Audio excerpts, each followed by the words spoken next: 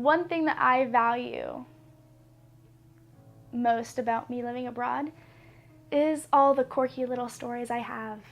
I can tell you how I am amazing at swindling people, or I shouldn't say swindling, but like negotiating. I'm very good at that, and that's all thanks to the markets in Saudi. I want to help people. I want to do random things, and all the amazing stories I have couldn't be told unless you went out and did them.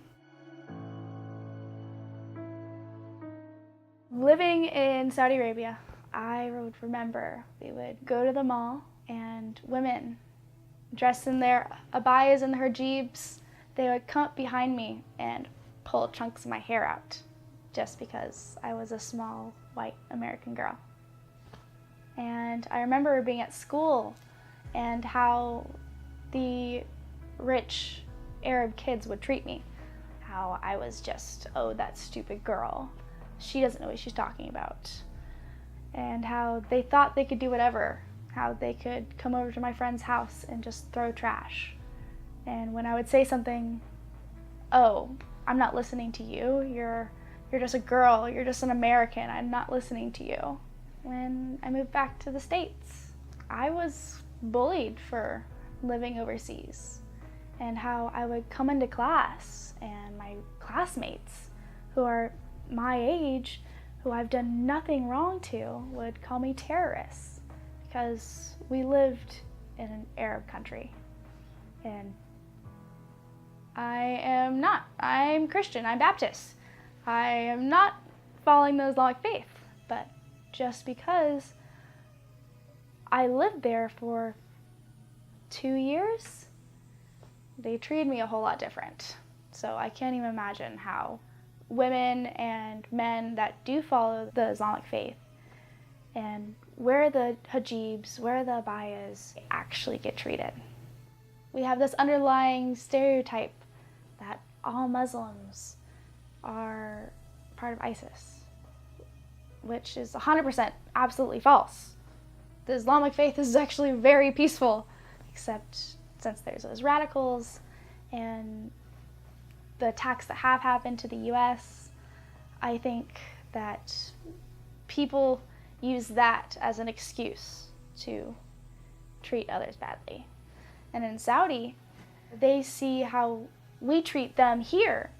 I feel like just their way of getting back, treat Americans how Americans treat them. I would definitely say go abroad. Go and visit every possible place you can.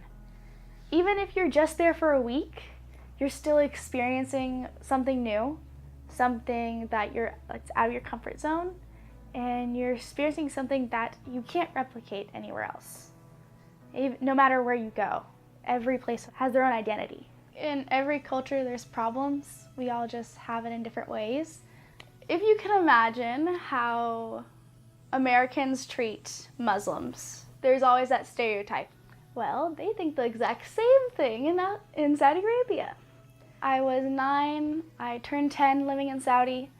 I always felt like I wasn't allowed to be there. I always felt like they didn't want me.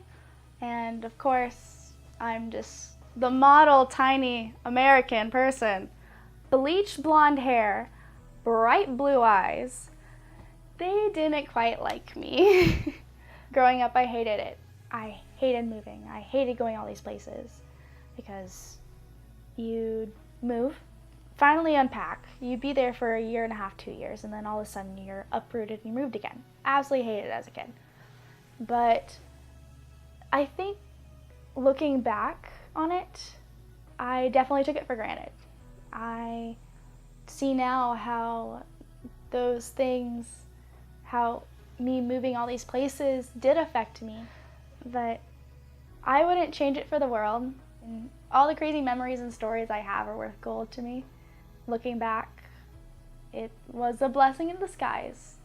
I got to experience so many different things and meet so many different people with so drastically different backgrounds, and that's really been a blessing.